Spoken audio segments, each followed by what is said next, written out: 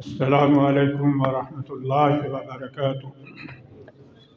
الحمد للہ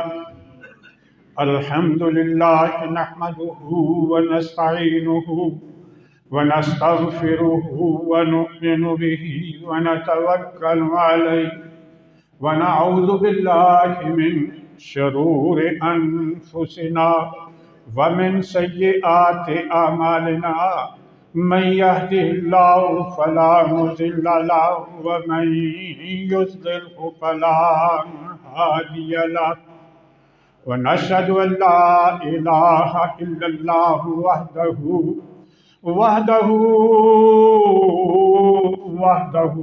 لا شريك له ونشهد أن محمدا عبده ورسوله أما بعد فأعوذ بالله من الشيطان الرجيم رب اشرح لي صدري ويسر لي أمري واحلل عقدة من لساني يفقهوا قولي أعوذ بالله من الشيطان الرجيم بسم الله الرحمن الرحيم لقد جاءكم رسول من أنفسكم عزیز علیہ ما عنتم حریص علیکم بالمؤمنین رؤوف الرحیم۔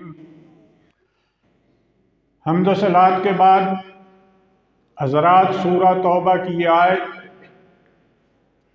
آپ ہر خطبے میں یہ سنتے ہوں گے علماء سے۔ اللہ رب العالمین کا ارشاد کیا ہے؟ لوگوں، ہم نے تمہاری طرف ایک رسول بھیجا ہے، من انفسکم، وہ تمہارے ہی قبیلے سے ہے، تمہارے پاس ہی رہتا تھا، 40 سال اس نے تمہیں میں زندگی بسر کی ہے، تمہاری زبان وہ بولتا ہے، وہ نبی ہم نے بھیجا ہے تمہاری طرف۔ اور اس نبی کی حالت کیا ہے، اس کے اخلاق کیا ہیں؟ عزیز علیہ ما عنتم، جو تکلیف تمہیں پہنچتی ہے اس پر وہ تڑپ جاتے ہیں۔ عزیز علیہ ما عنتم، اتنی ہمدردی، اتنی رواداری اور اتنی محبت اور شفقت تمہارے ساتھ ہے ان کی کہ تمہیں کوئی بھی تکلیف پہنچتی ہے تو وہ اس سے تڑپ جاتے ہیں۔ حریص علیکم، ایک ہی حرص ہے ان کی تمہارے لیے، اور وہ حرص کیا ہے کہ تم دین کی طرف آ جاؤ۔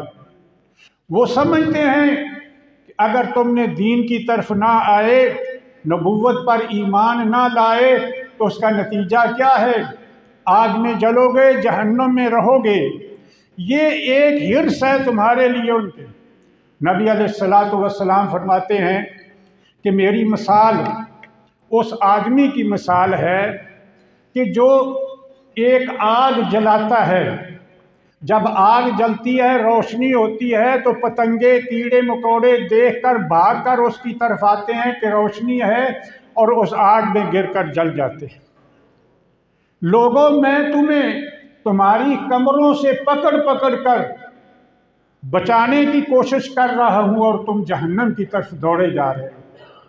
یہ رسول اللہ صلی اللہ علیہ وسلم کی کیفیت کہ وہ تمہاری تکلیف پر تڑپ جاتے ہیں۔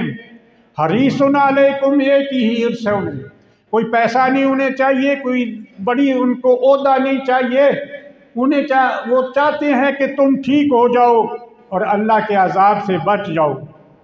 بالمؤمنین رؤوف رحیم، خصوصی طور پر جو مومن ہیں ان کے بارے میں وہ بڑے رؤوف اور رحیم ہیں۔ رؤوف کے معنی کیا ہیں؟ کہ ایک آدمی کوئی تکلیف دے کر وہ تڑپ رہا ہے اور اس کا جی چاہتا ہے میں اس کی مدد کروں کسی بھی لحاظ سے، تو مومنوں کے بارے میں تو ان کی یہ حالت ہے۔ اب میں عرض یہ کر رہا تھا کہ اس میں اللہ رب العالمین نے اللہ کے رسول صلی اللہ علیہ وسلم کے اخلاق کی چند باتیں بیان فرمائی ہیں، لیکن آپ تو اخلاق کی ان بلندیوں پر سرفراز تھے کہ مکارم الاخلاق ان پر ختم ہو جاتا ہے دنیا کا۔ اس لیے میرے بھائی، آج جو میں بات کرنا چاہتا ہوں وہ अल्लाह के रसूल के अखलाक हैं। और अखलाक की अहमियत क्या है दीन में। हम बड़ी इबादतें करते हैं, बड़े रोज़े रखते हैं, तहज्जुदें पढ़ते हैं, लेकिन ये जो अखलाक है इंसान का, उसकी आदात, उसके अतवार, कौन सी अखलाक और आदात होती हैं जो फितरी तौर पर उसके अंदर हैं, उसकी आदात, उसे ही अखलाक समझा जाता है। अल्लाह के रसूल सल्लल्लाहु अलैहि वसल्लम ने फरमाया कि अन्नासु मादिनुन, जो लोग हैं सारे दुनिया के, वो कानों की तरह हैं। कमादिन ज़हब वल फिज़्ज़ा, जैसे कि सोने और चांदी की कानें होती हैं।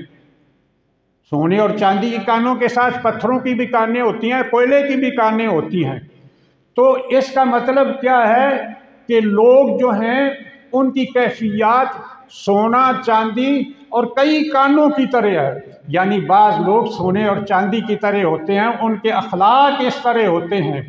इसलिए फरमाया कि ख़ियारुहुम फिल जाहिलियत ख़ियारुहुम फिल इस्लाम, कि जो लोग जाहिलियत में अच्छे थे, उनके अखलाक, किरदार, और मुसलमान हो गए वो, तो वो इस्लाम में भी उनका मर्तबा बुलंद है।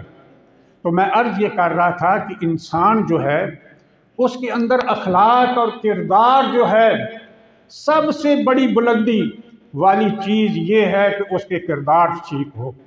रसूलुल्लाह सल्लल्लाहु अलैहि वसल्लम की एक हदीस नहीं, पूरे चैप्टर हैं अहादीस में और कुरान में कि इंसान जो अखलाक का बुलंद है वो इबादत गुजारों से भी आगे निकल जाता है।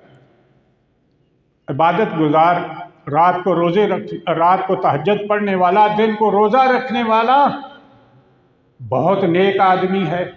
लेकिन अल्लाह के रसूल सल्लल्लाहु अलैहि वसल्लम फरमाते हैं कि इन्नर रजुल लियुद्रिका बिहुस्नि खुल्क़िही दर्जत क़ाइमल लैल व साइमन नहार, कि देखो जो बेहतरीन अखलाक का मालिक है वो अपने खुल्क की वजह से, दूसरों के साथ मोहब्बत की वजह से, दूसरों के साथ हमदर्दी की वजह से, अच्छा बोल कर, मिलकर किसी के दिल में खुशी दाखिल कर देना, वो रातों को तहज्जुद पढ़ने वाला और जो है दिन को रोज़े रखने वाला, उनसे भी आगे बढ़ जाता है।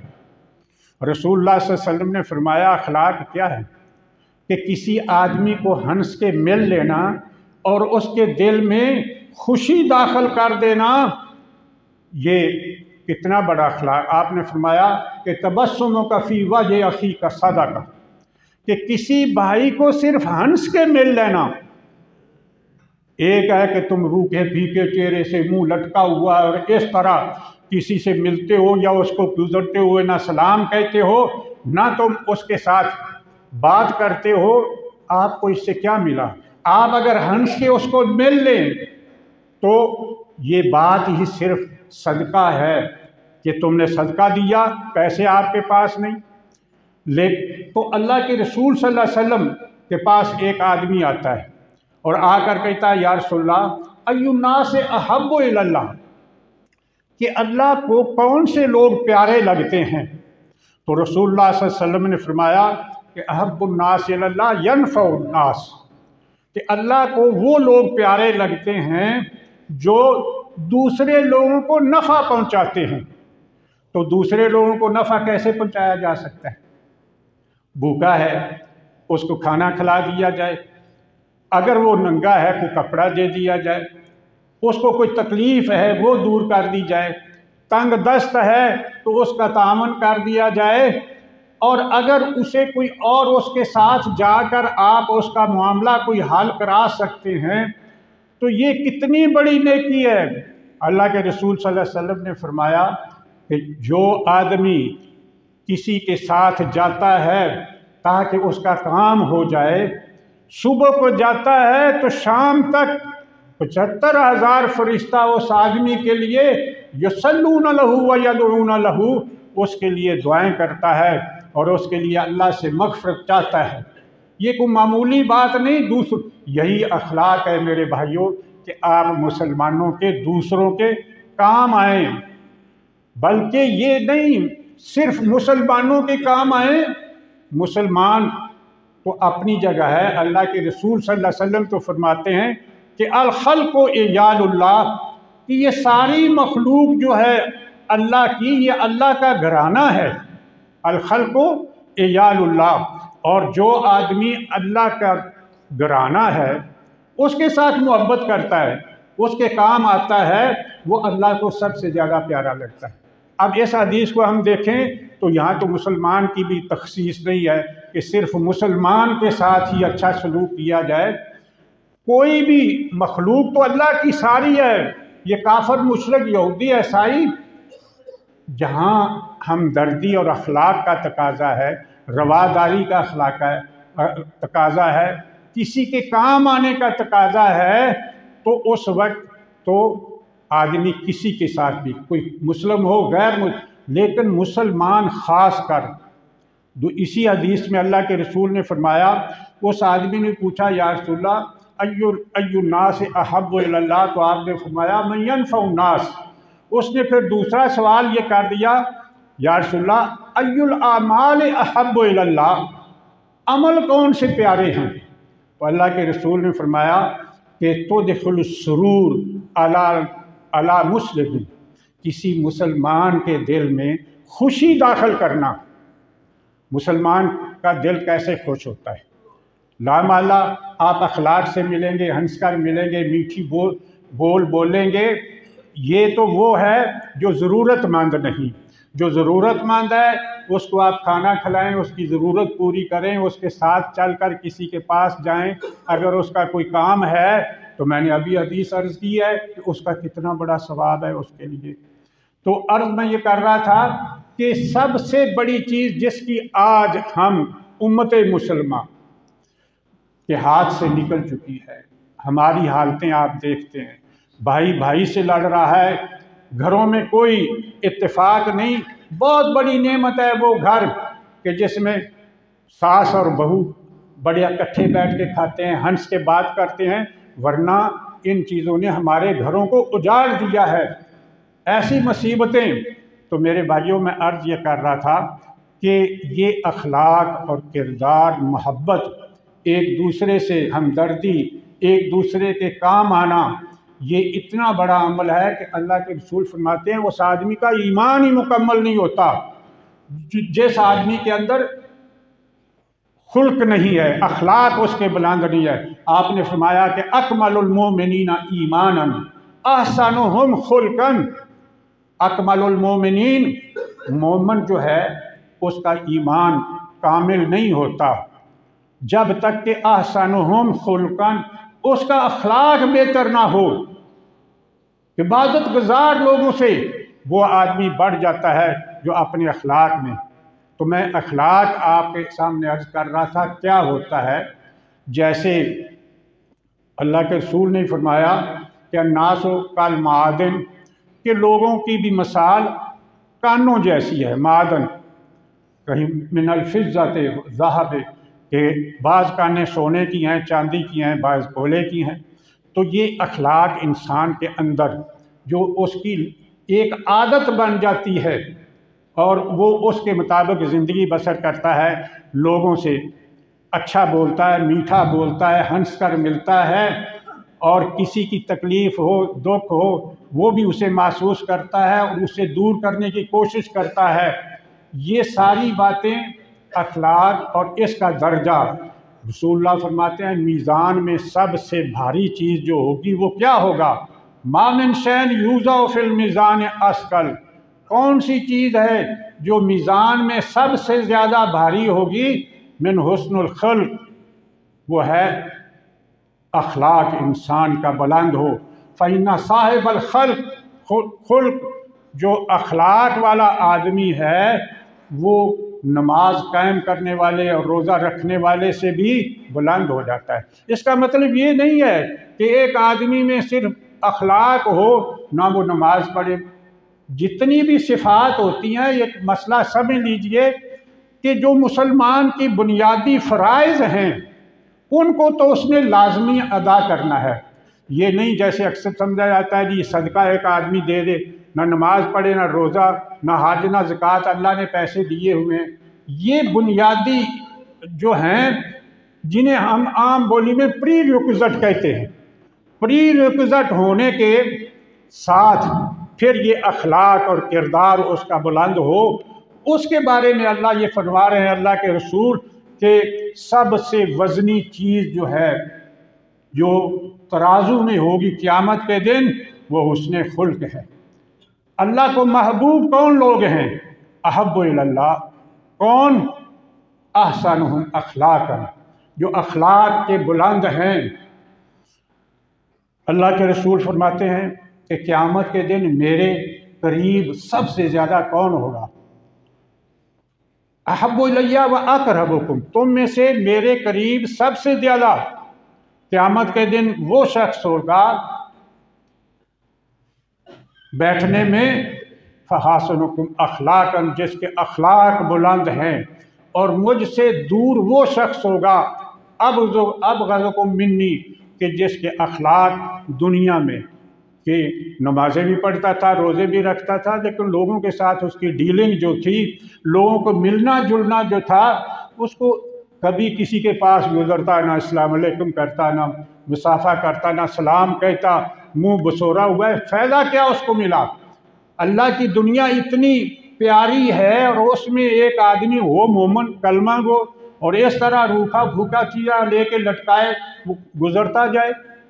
और सलाम कहने की कितनी है सवाब कि जब आदमी अस्सलाम वालेकुम कहता है, कितने गुनाह माफ़ होते हैं, कितने दर्जात बुलंद होते हैं। अगर वो मुसाफ़ा कर लेता है, अल्लाह के रसूल ने फरमाया मा मिन मुस्लिमैन यल्तक़ियान, जब दो मुसलमान आपस में मिलते हैं, फ़यतसाफ़हान, और मुसाफ़ा करते हैं, गुफ़िर लहू क़ब्ल अन यतफ़र्रक़ा, उनके अलहदा होने से पहले अल्लाह उनके गुनाह माफ़ कर देता है।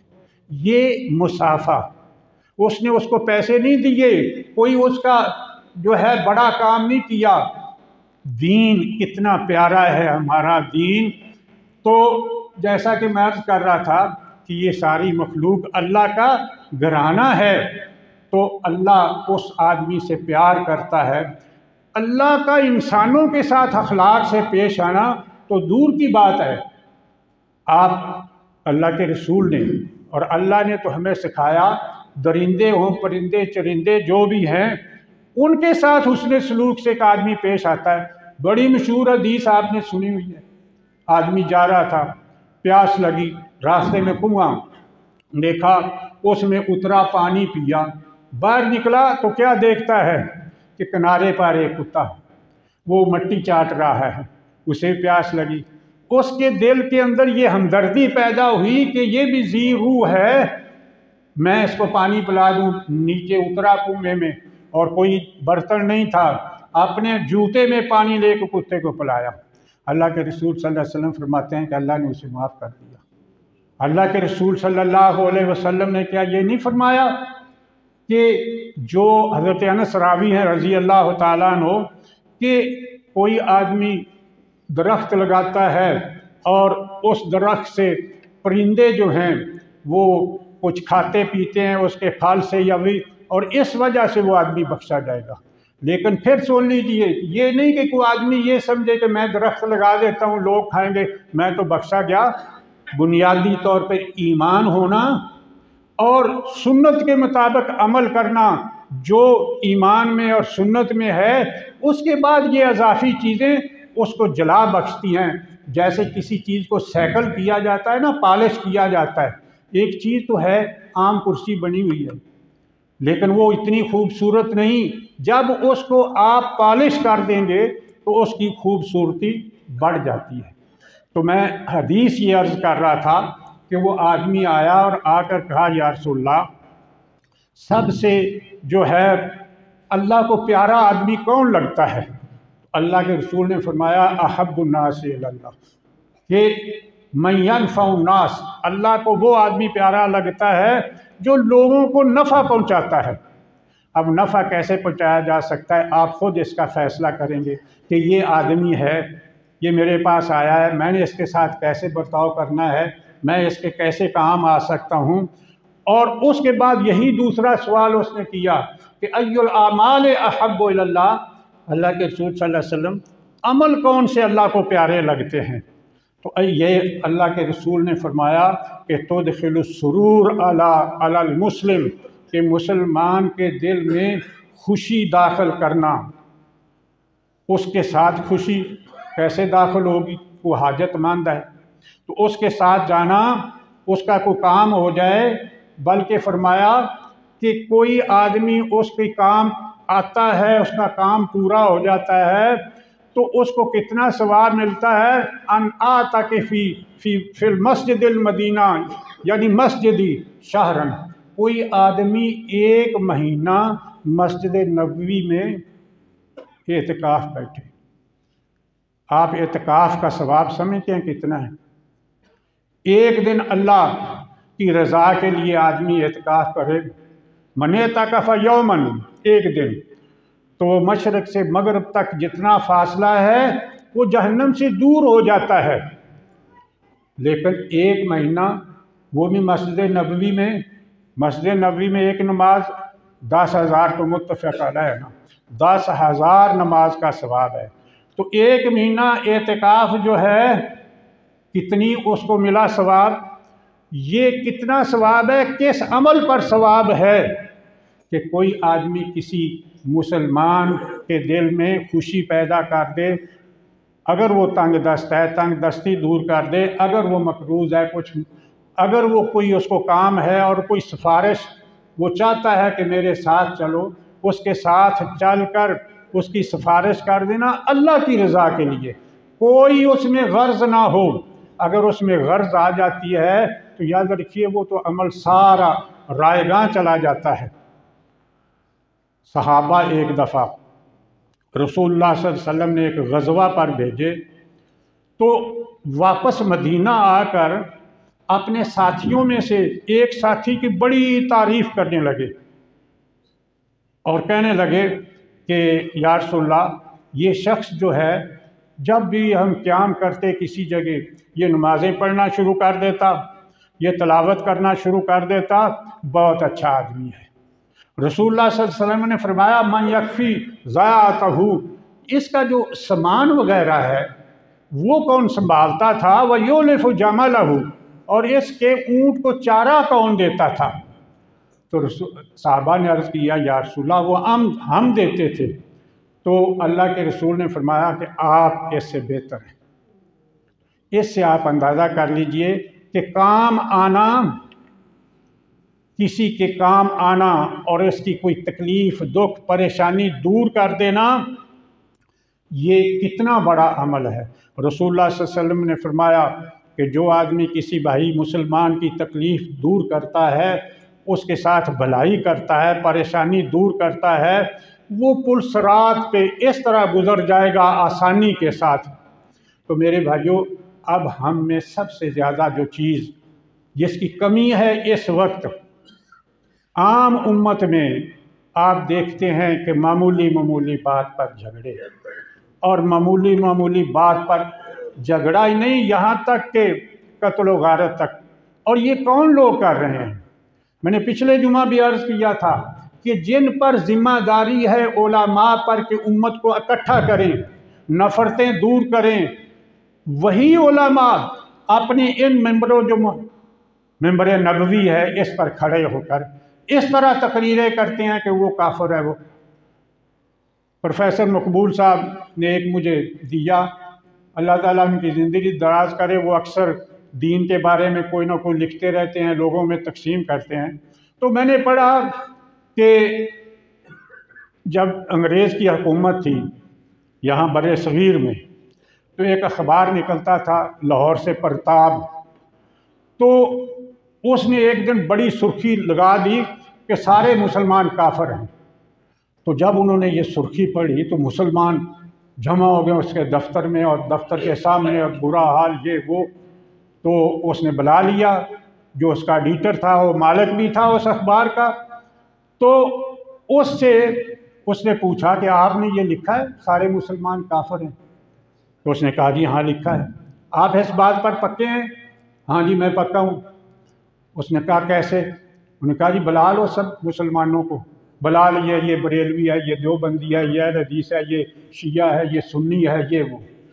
تو مجسٹریٹ جو تھا انگریز، وہ اپنے کمرے میں ہر ایک کو علیحدہ علیحدہ لے جانے لگا اور پوچھنے لگا، ہاں جی، بریلوی سے پوچھا اہل حدیثوں کے بارے میں کیا کہتے ہو؟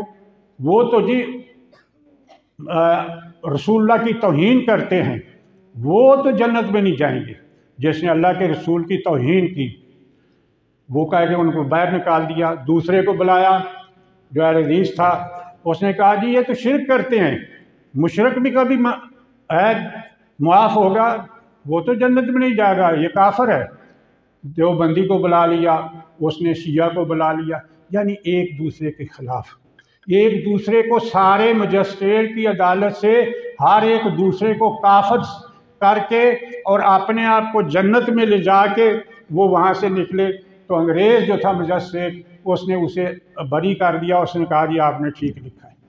یہ ہے ہماری حالت آج بھی، جو آج ہو رہا ہے۔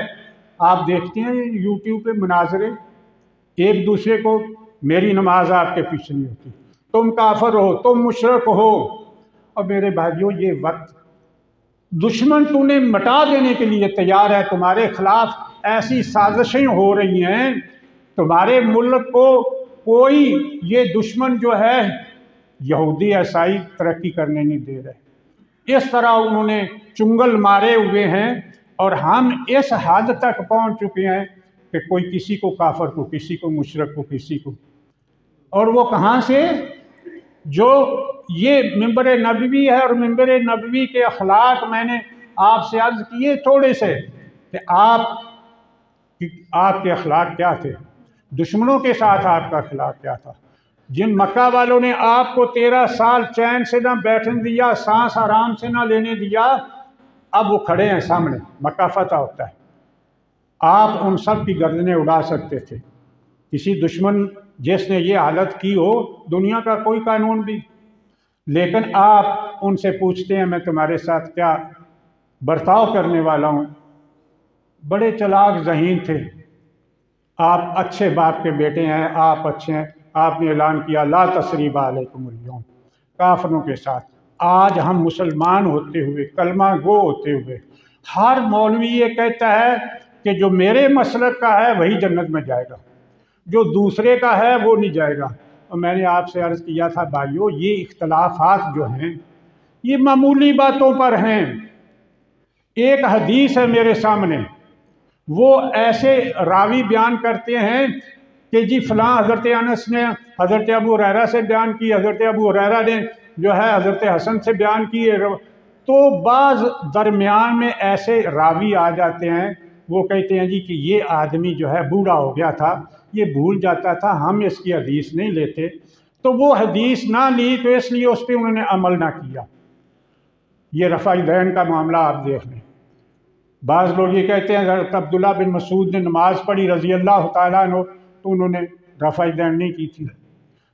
بعض کہتے ہیں جی اور لوگوں نے، بے شمار صحابہ ہیں جو یہ کرتے تھے، دلیل ان کے پاس بھی ہے، خواہ کمزور ہے یا کچھ ہے، وہ اسے صحیح سمجھتے ہیں، اس بنیاد پر وہ کافر تو نہیں ہو جائے گا، دوسرا جنتی اور وہ جہنم میں جائے گا۔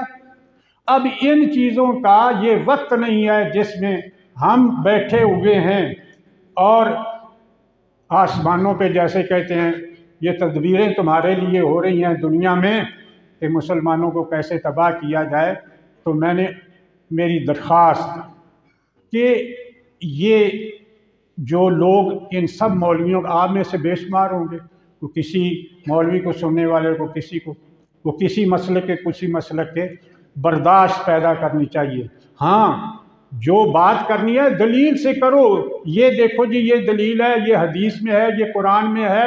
بعض دفعہ قرآن کا ایک مفہوم سمجھنے میں لوگوں میں اختلاف ہو جاتا ہے۔ تو یہ سب سے بڑی ضرورت اس وقت اتفاق اور اتحاد کی ہے، اور اللہ کے رسول صلی اللہ علیہ وسلم کا جو اخلاق ہے بلند، اسے اختیار کرنے کی ضرورت ہے۔ اللہ تعالی ہمیں اس بات کا فہم عطا فرمائے۔ وآخر دعوانا